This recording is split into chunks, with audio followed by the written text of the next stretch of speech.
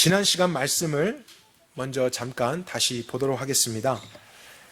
바울은 젊은 영적 지도자인 디모데에게 아버지로서 권면과 충고를 주고 있습니다. 근데 그것은 오늘날 살고 있는 저희들에게도 동일한 충고라는 것을 저희들이 깨닫게 되었습니다.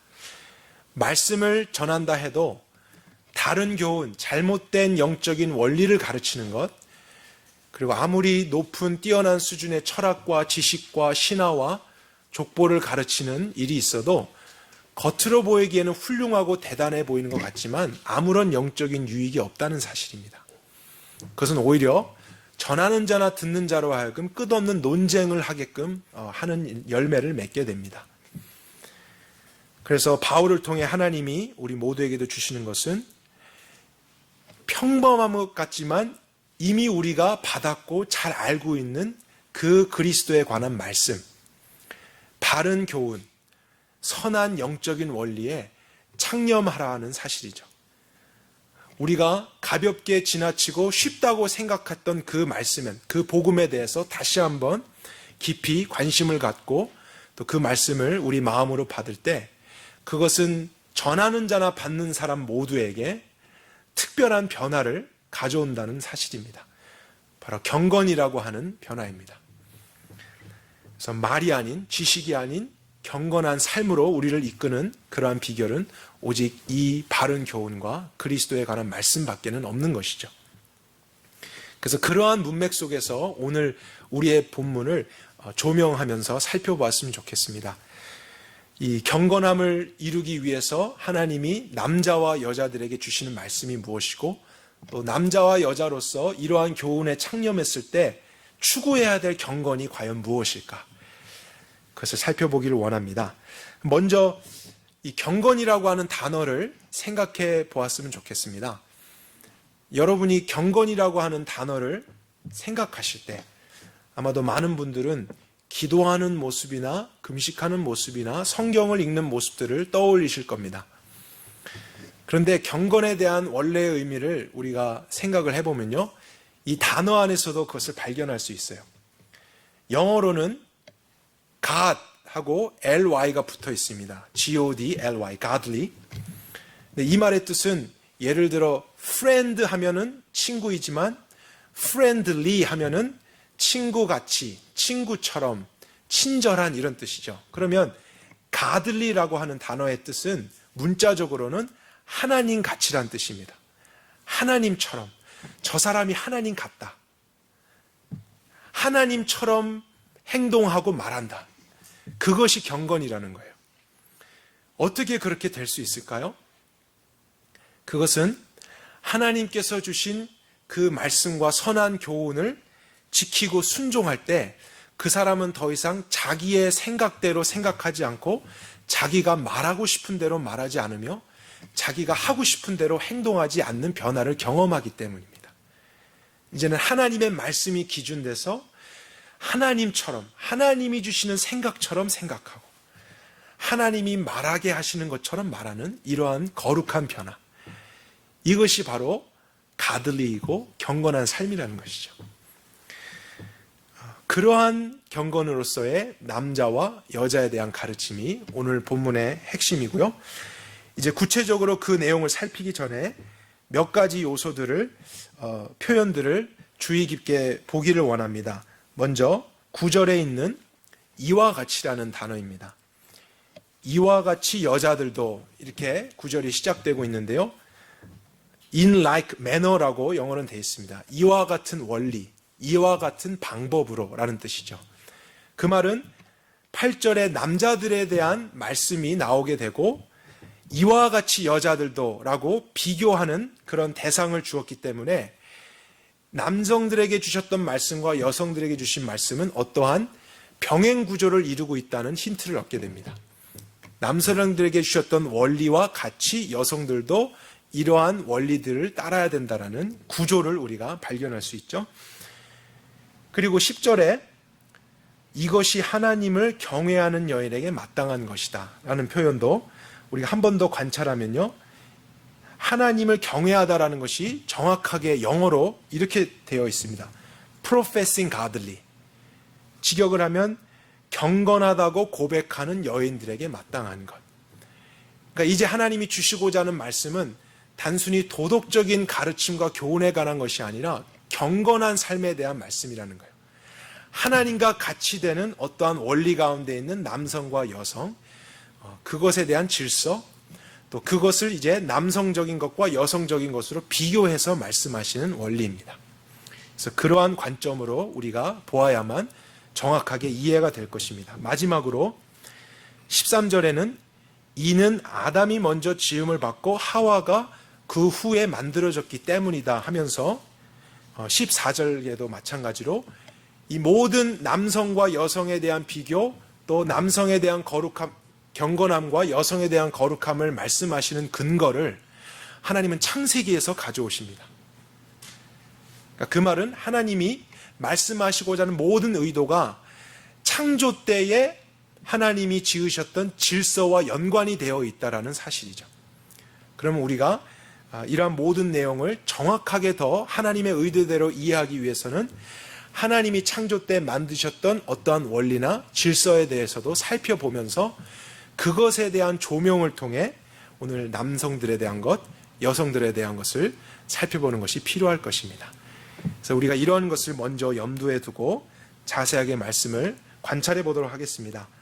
8절입니다. 남자들에게 주시는 말씀, 그러므로 각처에서 남자들이 분노나 다툼 없이 거룩한 손을 들어 기도하기를 원한다.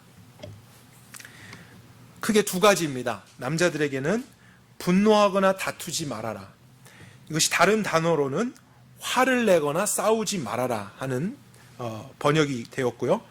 그 다음에 또 다른 하나는 거룩한 손을 들고 모든 곳에서 기도하라는 내용입니다. 그러니까 처음에 우리가 염두했듯이 이것을 그냥 도덕적인 말씀으로만 생각하면은 쉽게 넘어갈 수 있지만 하나님은 경건에 대한 어떤 비밀을, 원리를 말씀하시려고 하는 것이고 이것이 창조의 질서와 어떤 관련이 있는 내용이다라는 것을 생각하기를 바라십니다. 그러면 그 내용을 가지고 우리가 남자에 대한 명령을 이렇게 이해할 수 있는 것이죠. 남자들이 분노하거나 다투지 말고 화내거나 싸우지 말라고 했던 이 명령, 그것은 왜냐하면 하나님이 남자를 만드셨을 때 그들에게는 처음부터 힘이 있고 강인한 모습으로 만드셨다는 것을 생각하게 합니다. 남자들은 여성들과 달리 하나님께서 가정과 사회를 리드하고 돌보는, 또 보호하는, 다스리는 권위자로 창조하셨습니다. 하나님 창조주의 마음 안에서 계획되어진 남자에 대한 형상입니다.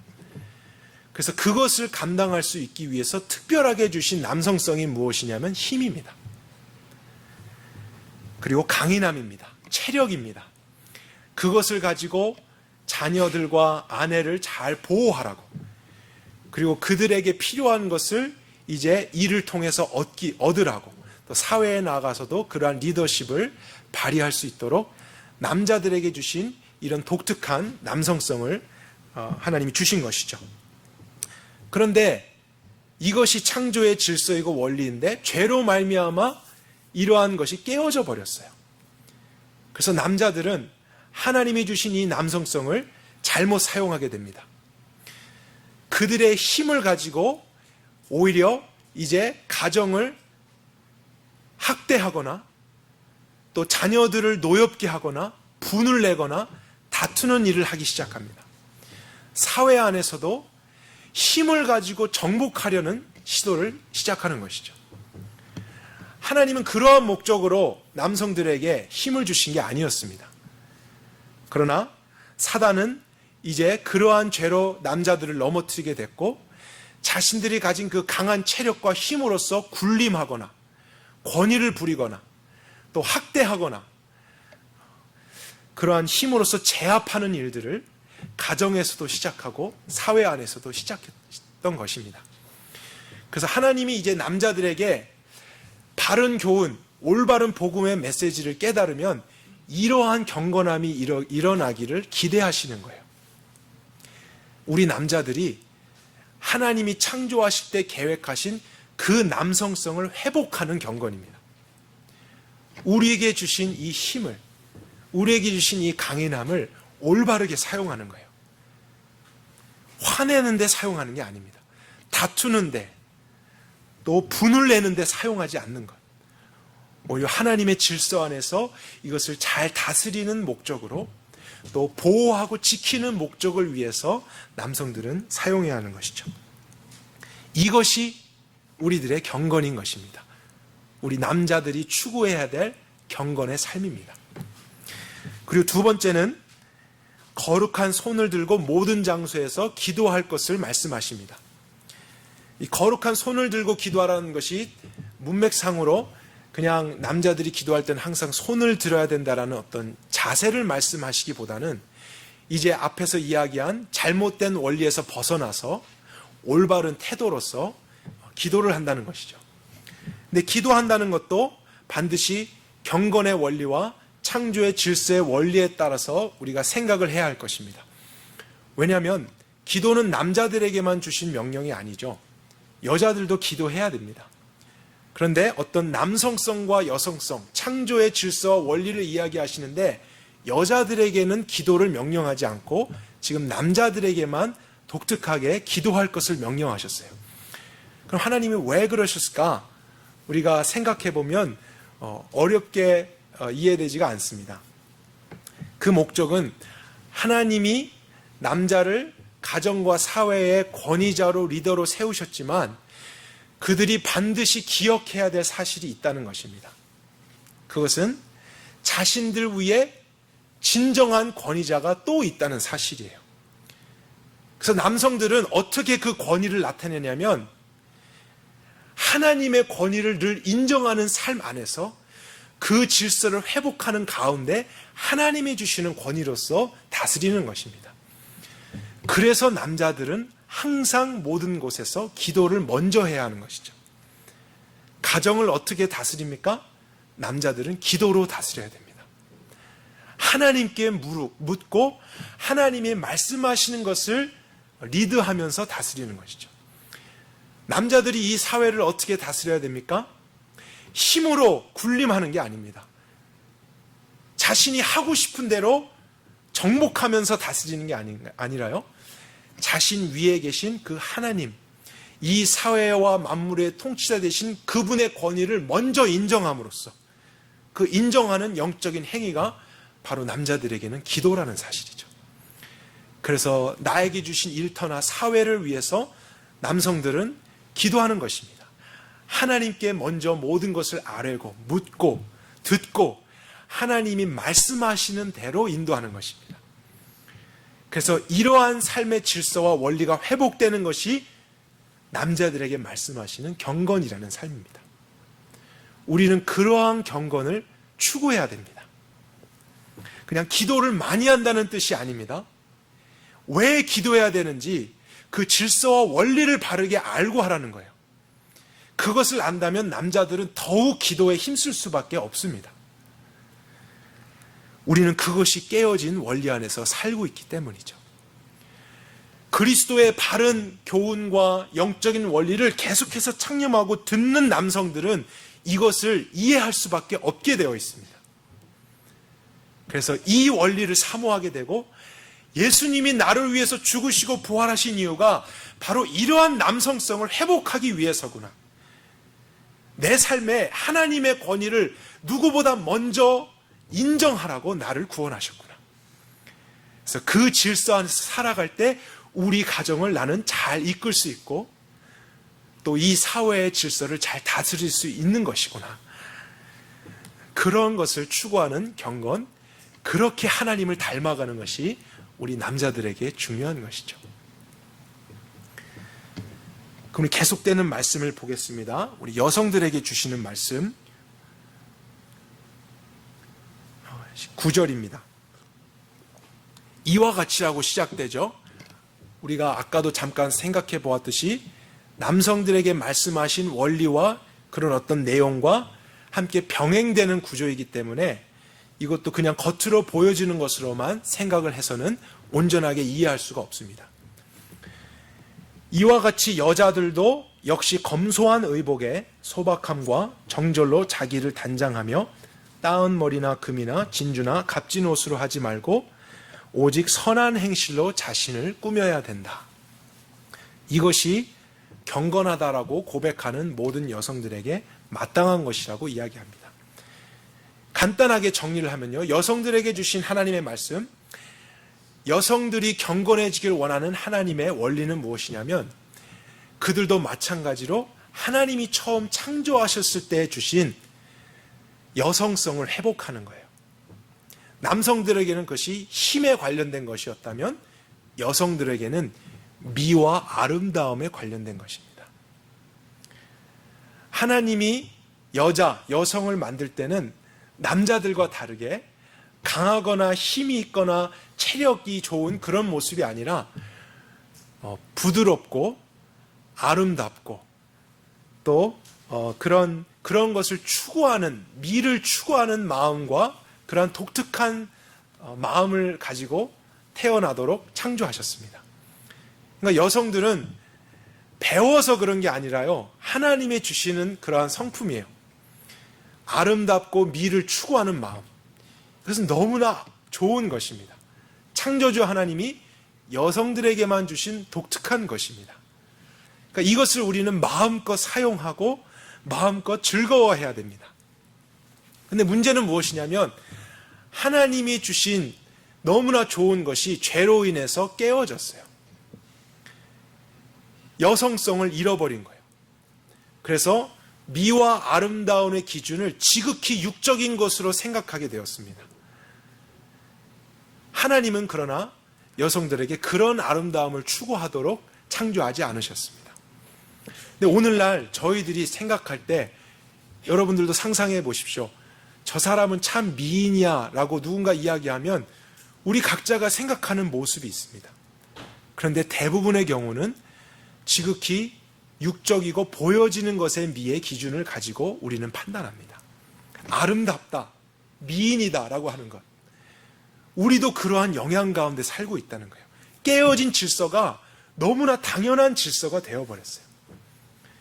그래서 하나님이 그리스도의 복음과 믿음의 말씀을 창념하는 여성들에게 이러한 경건을 추구하기를 원하십니다. 원래의 하나님이 창조한 그 여성성으로 돌아가는 경건. 미와 아름다움을 추구하는 것은 바른 것이지만 올바른 기준으로 추구하라는 사실이죠. 그래서 오늘 말씀에 보면은 9절에 따은 머리로 라고 했는데 정확하게 이것이 무엇인지는 잘 알지 못합니다. 아마도 추측하기는 그 당시에 재유행하는 어떤 방법이었던 것 같아요. 가장 화려한 모습, 그리고 금이나 진주나 값진 옷으로 자신을 꾸미지 말고, 이것은 오늘날도 값진 것들이죠. 귀중품들입니다. 또 비싼 옷을 가지고 여성들이 미와 아름다움을 추구하는 그 하나님께 받은 여성성을 외형적으로만 꾸미는데 사용한다는 거예요. 그러나 그것은 하나님을 알지 못하고 우리가 하나님의 질서 가운데 벗어난 삶이 때에 행해졌던 것입니다. 오히려 그러한 외적인 것, 보여지는 것에 대한 미와 아름다움을 추구하기보다는 소박함과 정절함으로 자기를 단장해라. 검소함으로 단장해라. 10절에는 선한 행실로, 선한 말로 여성들은 외형보다는 내면을 단장하는 것입니다. 그리고 외적인 것보다는 영적인 것을 단정하는 것입니다. 근데 여성이기 때문에 이것을 더 아름답고 우아하게 가꿀 수 있도록 하나님은 창조하셨다는 거예요. 그 비밀과 원리는 여성들이 깨달아야 하는 것입니다.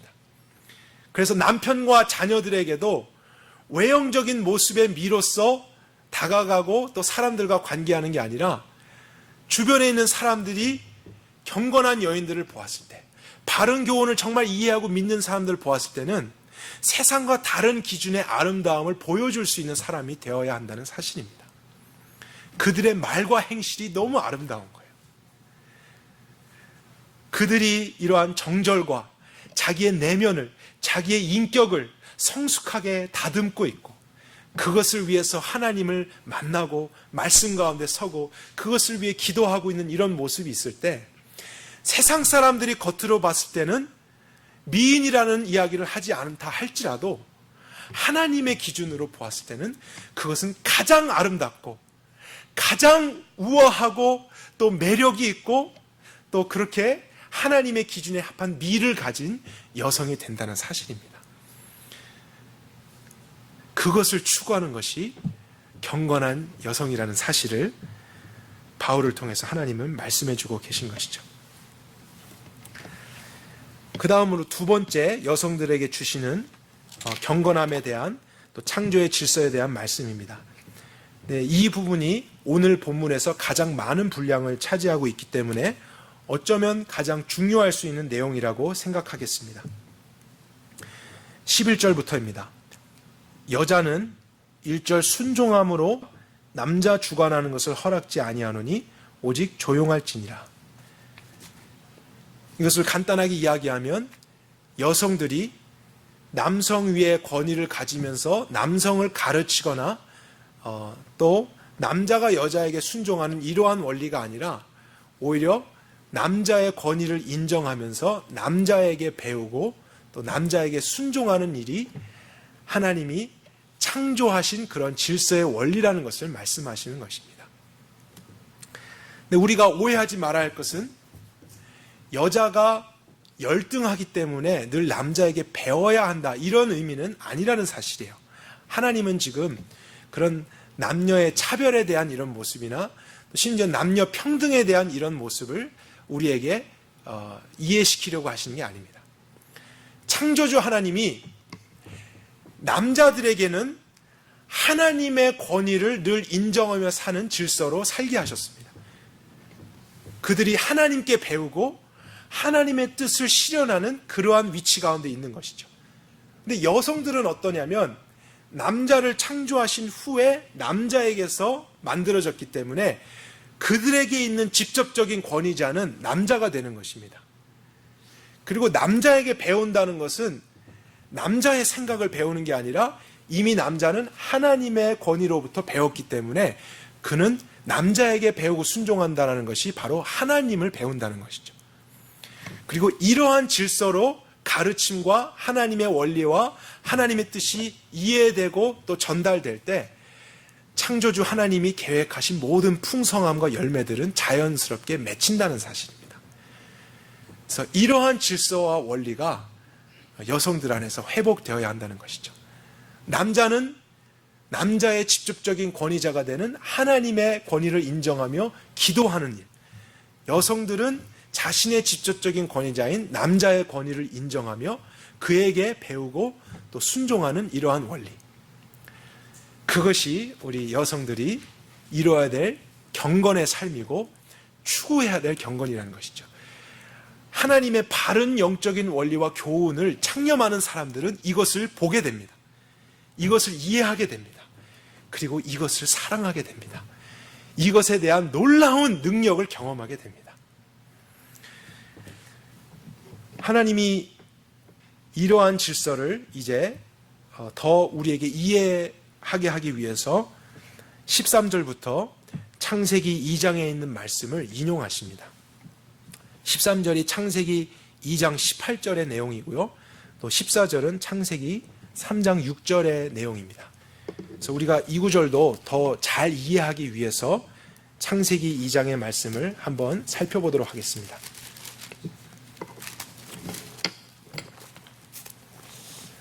창세기 2장 18절 말씀.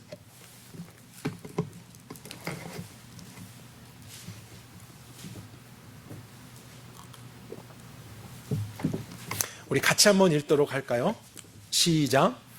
여호와 하나님이 이르시되 사람이 혼자 있는 것이 좋지 못하니 내가 그를 위하여 한 돕는 배필을 지으리라. 여호와 하나님이 사람에게 말씀하십니다. 여기서 사람은 아담입니다. 아직 하와는 창조되지 않은 시점입니다. 근데 그때에 그 남자에게 혼자 있는 것이 좋지 못하니 돕는 배필을 내가 만들겠다. 이제 여자를 만들 것에 대한 계획을 알려주십니다. 돕는 배필이라고 하는 단어는 영어로는 헬퍼라고 되어 있어요. 지역해도 돕는 자이죠. 근데 많은 남성들은 이 구절을 잘못 이해한 나머지 굉장히 흐뭇해합니다. 아내들이나 또 여성들을 보면서 하나님이 당신을 나를 돕는 배필로 창조했다잖아. 순종하라고 말씀하셨어. 라고 우리는 우리의 권위를 합리화시키기 위해서 이 구절을 사용하기도 합니다. 그리고 한편으로는요, 우리 여성분들은 또 이 구절을 잘못 오해하고 계셔서 싫어하실 때가 있어요. 이런 돕는 배필이라고 하는 단어의 어감 때문에 내가 무엇이 부족해서 남편과 또 남자들에게 늘 순종하고 도와야 되는가, 이런 생각을 할 수 있는 것이죠.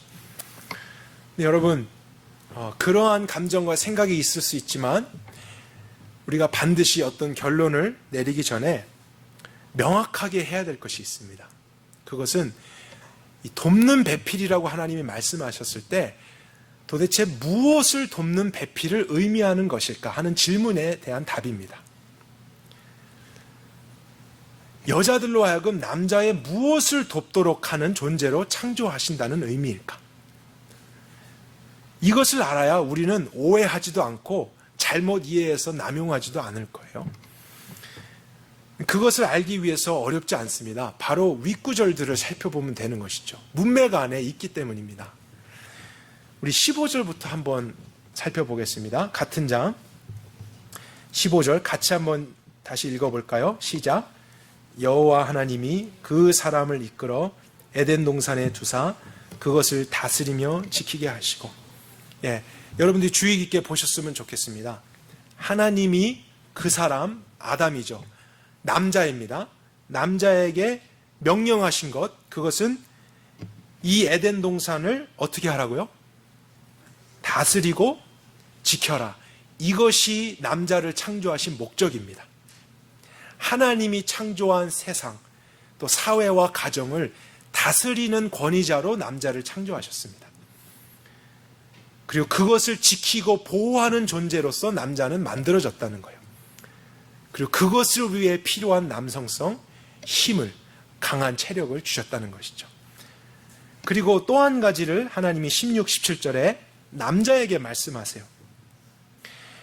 동산 각종 나무의 실과는 내가 마음대로 먹되, 하나님께서 말씀하신 다스리고 지키는 일을 감당하는 남자에게 하나님은 필요를 공급할 것에 대한 약속을 주십니다. 그의 삶을 하나님이 이제 케어하신다는 사실이죠. 그래서 모든 것을 마음대로 할 수 있는 자유를 남자에게 주셨습니다. 다스리라고 하셨습니다. 그런데 한 가지 17절 금지한 것이 있는데, 그것은 선과 악을 알게 하는 나무의 실과는 먹지 말라. 내가 그것을 먹는 날에는 정령 죽으리라 라는 명령을 주셨습니다. 우리가 그 이유를 어렵지 않게 문맥 안에서 이해할 수 있습니다. 남자에게 어쩌면 마치 하나님과 같은 비슷한 권위를 부여해 주신 거예요. 모든 것을 다스리는 존재, 모든 것을 마음대로 지키고 또 보호하는 존재로 힘을 주셨습니다. 그런데 선과 악을 알게 하는 나무의 열매만은 먹지 말아라 하셨던 그 의도는, 선과 악을 아는 것은 오직 하나님만 하셔야 하는 그러한 영역이기 때문이라는 사실입니다. 무엇이 선한지 무엇이 악한지를 알고 분별해서 그것을 알면 하나님은 온 만물의 주권자와 심판자로 이제 재판을 하시겠죠. 선과 악을 재판하시는 일. 전능자만이 하실 수 있고 하셔야만 하는 역할입니다. 그러니까 남자에게 이것을 먹지 말라 하신 이유는, 그가 모든 것을 다 할 수 있지만 한 가지, 그 자유로, 그 권위로 하나님처럼 되려고 하는 일만은 하지 말라는 사실이에요. 그가 온 세상에, 가정과 사회에 하나님의 역할을 대행하겠지만 하나님은 아니라는 사실입니다. 선과 악을 알게 하는 나무를 가시적으로 세우셔서 모든 것을 마음대로 하다가도, 다스리다가도, 통치하다가도 그 열매를 볼 때, 아, 그렇지, 내 위에 하나님이 계시지, 내 마음대로 다스리는 게 아니라 하나님 나의 권위자의 뜻대로 다스려야 하나님의 역사가 일어나는 것이지. 그래서 나는 하나님과 같이 되려고 하는 그러한 마음을 이제는 되지 않도록 지키면서, 그러나 그 가운데 모든 것을 할 수 있는 자유로 내 가정을 돌보고 인도하고 지키고 사회를 이끌어가야 될 책임이 있구나. 이 놀라운 명령을 하나님은 여자에게 주신 게 아니라 남자에게 주셨다는 사실이죠. 우리 남자분들 아멘이십니까?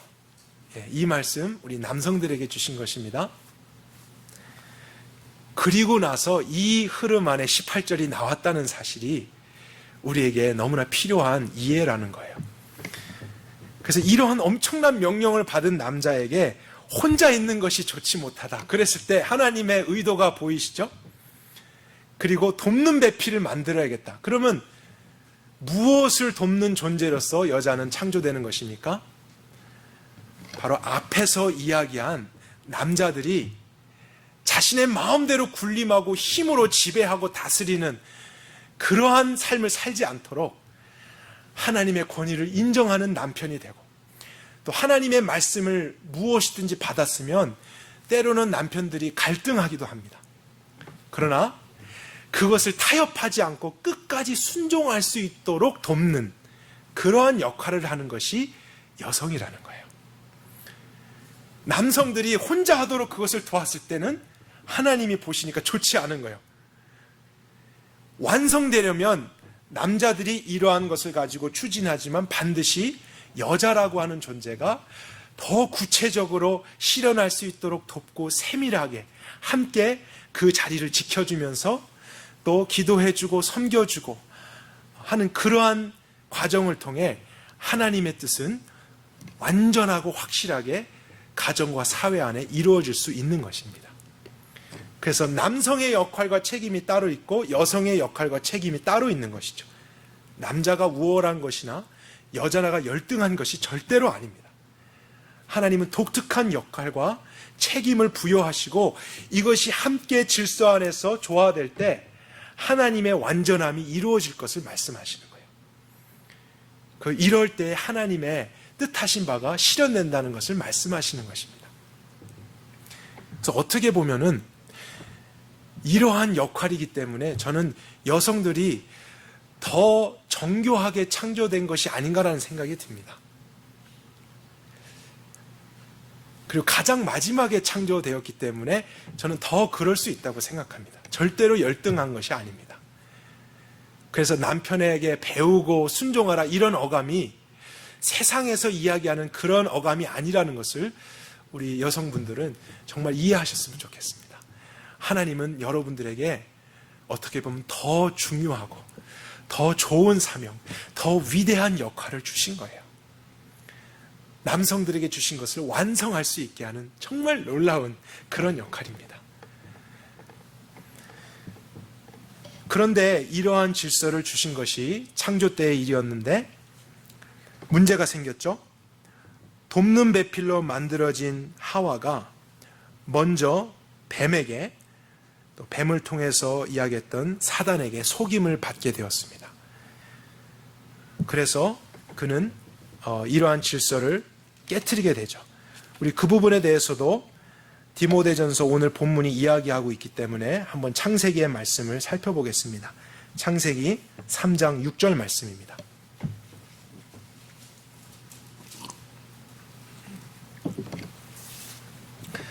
(3장 6절) 같이 한 목소리로 천천히 읽겠습니다. 시작. 여자가 그 나무를 본즉 그것이 먹음직도 하고 보암직도 하고 지혜롭게 할 만큼 탐스럽기도 한 나무인지라. 여자가 그 실과를 따서 먹고 또 자기와 함께한 남편에게 두줌에 그도 먹은지라. 여자가 혼자 있을 때 뱀이 찾아와서 하나님의 말씀을 왜곡해서 생각하고 믿도록 만들었습니다. 그런데 창조의 질서를 따르면요, 여자는 먼저 남자에게 배우며 물어보아야 했을 것입니다. 아무리 다른 말을 들었다 할지라도 남편과 한 번만 상의했더라면, 남편의 권위 안에서 그것을 다시 한번 점검했더라면 아마도 다른 일이 일어나지 않았을까 생각이 됩니다. 그런데 여성들의 결정적인 실수, 일단 여기에서 하와의 결정적인 실수는 그러한 질서에 들어가지 않고 자신이 들은 말과 생각 속에서 스스로가 판단하고 결정하며 행동을 했다는 것입니다. 그래서 그 말을 듣고 열매를 보니까 너무 먹음직스럽고 좋아 보여서 그는 후반절에 나오죠. 그것을 따서 먹습니다. 그런데 그 먹고 죄를 지었을 뿐만 아니라 그 다음에 어떻게 하죠? 하와가 아담에게, 남편에게 그 열매를 가지고 갔고 남편은 그 열매를 먹게 됩니다. 여기서도 아담의 결정적인 실수가 나오죠. 잘못이 나옵니다. 그도 또한 창조의 질서를 깨트리게 되었어요. 그가 인정해야 될 권위는 하나님입니다. 그리고 하나님 말씀에 순종하는 것이죠. 근데 하나님이 그러한 말씀을 이미 주셨는데 그는 하와가 다른 이야기를 했을 때에 하나님께 한 번이라도 물어보았더라면 이런 일을 경험하지 않았을 수도 있었을 거예요. 그러나 그도 또한 권위자의 그런 말에 순종하지 않고 오히려 그 질서와 흐름이 지금 역행하고 있는 것을 우리는 봅니다. 하나님으로부터 말씀하신 것이 남편에게, 남편에게서 아내에게, 아내에게서 가정으로, 이러한 것이 하나님의 질서였다면 지금 사단에게서 여자에게, 여자에게서 남편에게, 그래서 이 모든 질서가 깨어졌기 때문에 우리 모두는 문제를 경험하게 되었던 것이죠. 단순하게 순종하느냐 안 하느냐의 문제가 아닙니다. 하나님이 만들어 놓으신 원리와 질서가 깨어진 것이 문제입니다. 그러니까 우리가 추구하고 회복해야 될 것도 그냥 한 번 더 순종을 많이 해야지 이런 정도가 아니라 그 질서를 이해하는 것입니다. 그리고 그 원리로 다시 돌아가는 삶이 되는 것이죠. 그래서 이것에 대한 심판으로 하나님은 여자에게 먼저 이러한 말씀을 주십니다. 우리 같은 창세기 3장 16절의 말씀입니다. 이것도 디모데전서 오늘 2장 15절에 근거하고 있기 때문에 한 번 더 살펴보겠습니다. 창세기 2장 16절 같이 한번 읽겠습니다. 시작. 하나님이 여자에게 이르시되 내가 내게 잉태하는 고통을 크게 더하리니 내가 수고하고 자식을 낳을 것이며 너는 남편을 사모하고 그는 너를 다스릴지. 그 죄에 대한 심판으로 하나님이 여자에게 첫 번째 말씀하신 것은 잉태할 때 고통을 경험하는 것입니다. 생명을 낳기는 낳되 수고로움을 통해서만 나올 수 있다는 거예요. 그런데 하나님은 사실 이런 심판에도 불구하고 15절에서 여자의 후손을 통해서 구원자가 올 것에 대한 소망의 말씀을 먼저 주셨습니다. 그래서 여자가 아이를 낳는 것, 하와가 생명을 낳는 것은 어떤 구원을 기대하고 소망할 수 있는 너무나 좋은 거였어요. 그런데 하나님이 말씀하신 심판의 내용은 그러한 구원을 소망하고 또 경험하게 될 거지만 반드시 고난을 통해야만 한다라는 것입니다. 그래서 여자가 아이를 낳을 때 그런 고통을 생각하면서 수고로움을 통해서만 우리가 구원을 경험할 수 있는 것이구나 하는 하나님의 메시지를 듣게 되는 것이죠. 감사한 것은 그래도 구원이 있다는 소망입니다.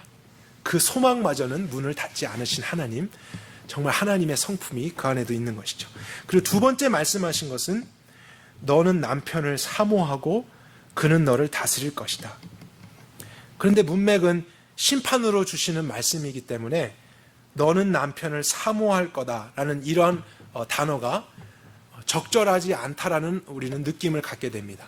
그래서 이 단어를 조금만 연구해 보면은요, 번역이 잘못됐다라는 것을 알게 됩니다. 그래서 다른 번역본들, 표준 세번역 같은 것은 이 구절을 이렇게 번역했습니다. 내가 남편을 사모하고가 아니라 내가 남편을 지배하려고 해도 남편이 너를 다스릴 것이다. 그리고 NLT 영어 버전도 이렇게 번역했습니다. You will desire to control your husband, but he will rule over you. 그러니까 여성들이 죄로 말미암아 갖게 된 보편적인 마음이 있다는 거예요. 이것이 말씀이 우리에게 가르쳐주는 내용입니다. 그것은 남자의 권위, 남편들을 지배하고 싶은 마음이에요. 그들의 권위를 인정하고 싶지 않은 마음.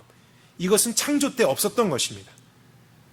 하나님이 처음 만드셨을 때는 그것을 주지 않으셨어요.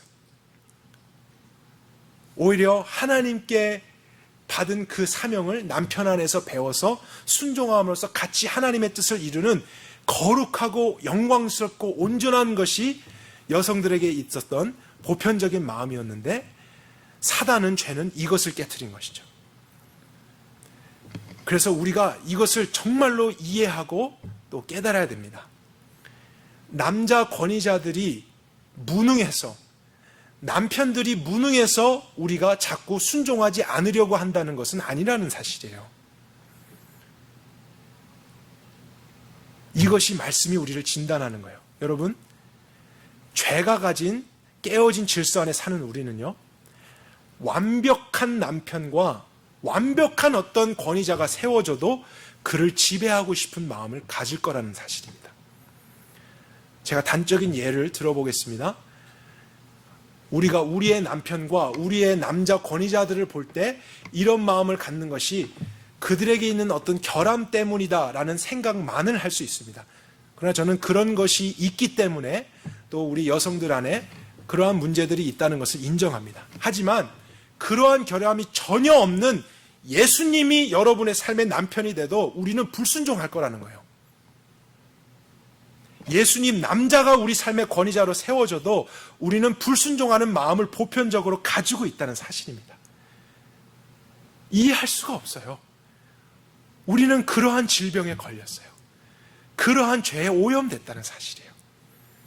아무리 완벽한 남편이 세워져도 여성들은 이 마음에서 사로잡혀 있다는 것입니다. 그러니까 예수님이 오신 이유, 우리를 구원하신 목적, 우리에게 회복되기를 원하는 모습은 남편을, 남자의 권위자를 지배하려고 하는 마음에서 벗어나는 거예요. 그것에 대해서 우리가 싸우는 거예요.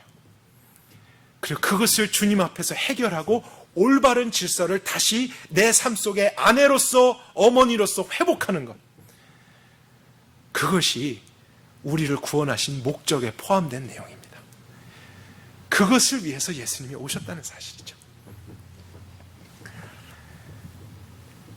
그리고 우리 남자들에 대한 말씀도 볼까요?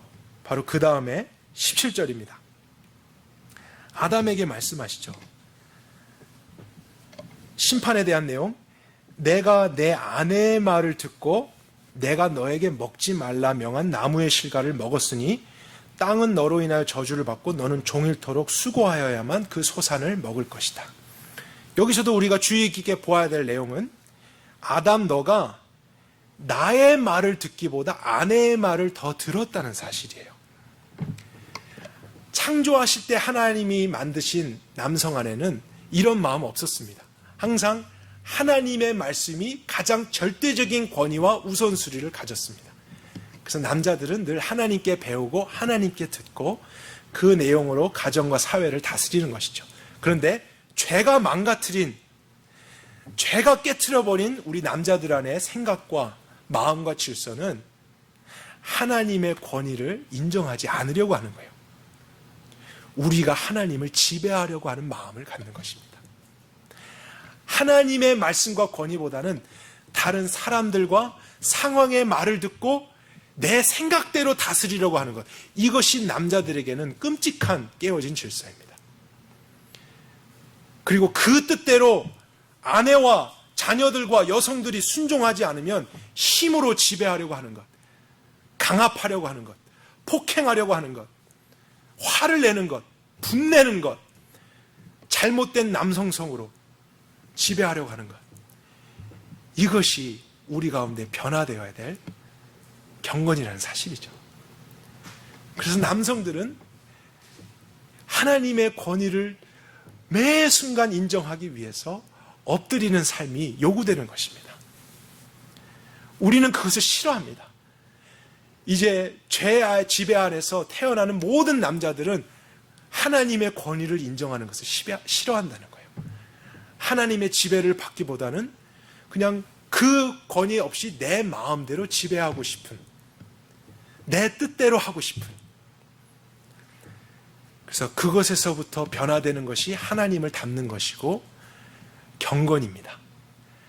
경건을 추구하는 삶입니다. 이 내용은 어떠한 철학도 우리에게 가르쳐주지 않습니다. 이 내용은 어떠한 신화도 우리에게 가르쳐주는 것이 아닙니다. 오직 바른 교훈만이 이것을 가르쳐줍니다. 예수 그리스도의 믿음에 관한 말씀만이 우리로 하여금 이것을 깨닫게 하는 거예요. 구원이 무엇인가 구체적으로 보여주는 것이죠. 우리 삶에 회복되어야 될 것이 무엇인가, 남자에게 구체적으로, 여자에게 구체적으로, 남편들에게 구체적으로, 아내에게 구체적으로. 그래서 이 질서가 회복되고 다시 이루어질 때 하나님께서 꿈꾸시고 이루시고자 했던 그런 놀라운 풍성함이 개인과 가정과 우리 사회 안에 이루어질 수 있는 것입니다.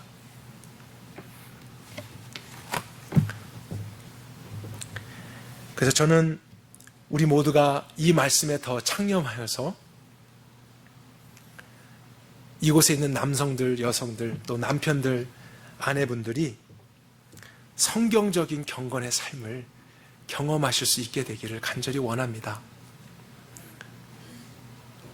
한 사람도 예외 없이 이러한 깨어진 질서를 회복하게 되는 그러한 일이 있었으면 좋겠습니다. 우리는 우리의 가정이 화목해지기를 소망합니다. 남편과 아내가 싸우지 않고 더 사랑하고 하나 되기를 원합니다. 세상에서 이것을 이루고자 했던 가르침은 남편들이 아내에게 더 맞춰주는 것입니다. 그리고 아내들은 남편에게 더 맞춰주는 것입니다. 그래서 우리 서로가 이해하면서 함께 맞춰주면 더 하나 될 수 있지 않겠는가 하는 논리로서 많은 상담과 내용들이 가르쳐지고 있습니다. 여러분, 제가 그것을 완전히 무시하거나 또 외면하는 것은 아니지만 오늘 성경이 가르쳐주는 원리는 그것과 사실은 차원이 다릅니다. 우리에게 서로가 서로를 맞추라고 가르치는 게 아니라 각자가 하나님 앞에 바로 서라고 이야기합니다. 하나님 앞에 남자도 하나님의 권위를 인정함으로 자리에 서야 아내들도 순종을 한다는 거예요. 남자가 하나님 앞에 기도하고 그 뜻을 구하며 실현하는 그러한 삶이 없이 아내들과 자녀들이 순종하기만을 바라는 것, 그것은 죄가 주는 마음입니다. 잘못된 생각이에요. 그리고 힘으로써 그냥 내 뜻을 마음대로 가정과 사회에서 펼치고 싶어하는 것, 이것을 버리고 하나님의 질서 앞에 남자가 서는 것입니다. 그 남성성을 회복하고 그 창조의 질서를 회복하고, 그리고 여성들도 남편이 아닌 하나님의 질서 안에 먼저 서는 것입니다. 내 삶에서 바르게, 바른 방법으로 미와 아름다움을 추구하는 삶이 되는 거예요. 자녀들과 남편이 아내들과 엄마들과 여성들을 보았을 때 정말로 외형적으로 가꾸고 보여지는 모습을 신경 쓰는 아내들과 여성들이 아닌 우리 엄마와 내 아내는 그의 내면과 성품을 가꾸는데 정말 많은 시간을 들이고, 그것이 진짜 아름다운 여성이야. 그것에 대한 매력을 느낄 수 있어. 또 그것에 대한 우아함과 부드러움과 탁월함이 있어. 그것을 보이는 그 기준 앞으로 여성은 서는 것이죠. 그리고 남편의 권위를 인정하는 그 질서 안에 서는 것입니다. 내 마음속에 보편적인 죄에 대한 생각은 남편이 잘하냐 못하냐에 관계없이 늘 남편을 지배하려고 하는 마음이 나에게 있는 것이구나. 그래서 이것이 진리가 비춰주는 나의 모습이니 이 마음을 내가 이제 주님 앞에서 다름받으며 순종하고자 하는 좋은 마음으로 하나님의 질서 안에 설 때 남편과 아내는 하나님의 질서 안에서 만나는 것입니다. 그리고 하나님 안에 서야만 진정으로 하나가 되는 것입니다. 그리고 그 원리가 회복될 때 자연스럽게 우리가 그토록 얻기를 원했던 사랑과 화평은 가정 안에 맺어지는 것입니다. 그러한 기쁨이, 그러한 즐거움이 이 원리와 질서대로 살아가는 가정 안에는 이루어질 수밖에 없는 것입니다. 그런데 이 질서는 없이 우리는 하나님께 이러한 축복만을 원합니다. 하나님, 우리 가정이 화목해졌으면 좋겠습니다. 우리 안에 더 사랑이 있었으면 좋겠고, 남편과 제가 더 싸우지 않고 화목할 수 있었으면 좋겠습니다. 여러분, 좋은 기도의 제목이고 목표이지만, 그러나 하나님은 명확하게 이미 말씀하셨습니다. 먼저는 이 질서와 원리가 회복되고, 경건한 남성과 경건한 여성, 경건한 남편과 경건한 아내가 되어야만 우리는 이런 것들을 기대할 수 있고 또 얻을 수 있다는 사실이죠. 그래서 우리는 정말 이것에 대해서, 이러한 경건을 추구하는 것을 위해서 사실은 더 많이 기도해야 될 것입니다. 그래서 하나님께서 우리 안에 이런 것을 이루어 주실 때 자연스럽게 자녀들도 그러한 영향 속에서 살아갈 것입니다.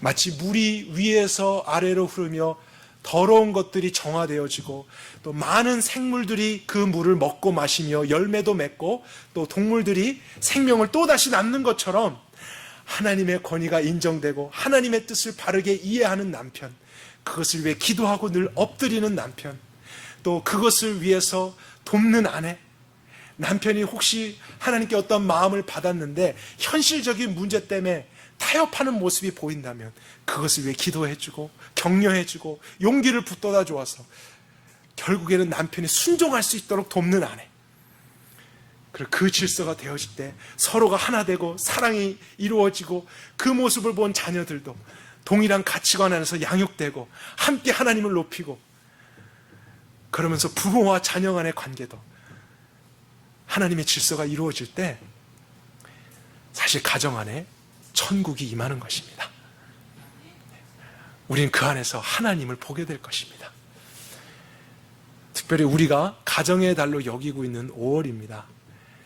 저는 여러분 또 저의 가정을 포함해서 우리 모두의 가정에, 서남 침례교회 모든 가정에 이 하나님의 축복이 충만하게 임하게 되기를 원합니다. 우리 안에 이러한 남성성, 이러한 여성성이 회복되기를 원합니다. 우리 안에 이 질서가 바르게 세워지길 원합니다. 그것을 추구하는 저와 여러분이 되었으면 좋겠습니다. 그것을 위해 기도하는 우리 가정들이 되었으면 좋겠습니다. 또 그 일을 위해서 남성분들, 아내와 자녀들이 알지 못하는 곳에서 더 기도하시는, 더 하나님께 부르짖는, 그래서 하나님이 부여해 주신 권위로 나아가실 수 있는 그런 은혜가 있었으면 좋겠습니다. 하나님께서 우리 모두에게 그러한 축복을 주시는 귀한 절기, 또 귀한 날이 되었으면 좋겠습니다. 함께 기도하겠습니다.